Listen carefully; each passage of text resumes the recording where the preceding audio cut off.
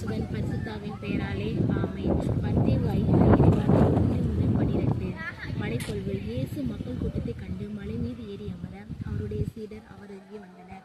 அவர் திருவாய் மலர்ந்து அவர்களுக்கு கற்பித்தவை: பேறு பெற்றோர், ஏழையின் உள்ளத்தோர் பேறு பெற்றோர், ஏனெனில் விண்ணரசு அவர்களுக்கு உரியது. துயருறுவோர் பேறு பெற்றோர், ஏனெனில் அவர்கள் ஆறுதல் பெறுவார்கள்.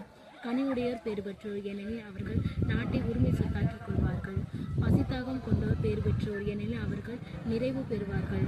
இரக்கமுடையோர் பேறு பெற்றோர், ஏனெனில் அவர்கள் இரக்கம் பெறுவார்கள். தூய்மையான உள்ளத்தோர் பேறு பெற்றோர், ஏனெனில் கடவுளை காண்பார்கள். அமைதியை ஏற்படுத்துவோர் பேறு பெற்றோர், ஏனெனில் கடவுளின் மக்கள் என அழைக்கப்படுவார்கள். நீதியின் பொருட்டு துன்புறுத்தப்படுவோர் பேறு பெற்றோர், ஏனெனில் விண்ணரசு அவர்களுக்கு உரியது. என் பொருட்டு மக்கள் உங்களை இன்று இல்லாத கொள்ளாததை சொல்லும் போது பேறு பெற்றவர்கள். மகிழ்ந்து பேறு வகை கொள்ளுங்கள், ஏனெனில் விண்ணுலகில் கிடைக்கும் கைமாறு உங்களுக்கு மிகுதியாகும். இவ்வாறே உங்களுக்கு முன்பிருந்த இறைவாக்கினர்களை அவர்கள் துன்புறுத்தினார்கள்.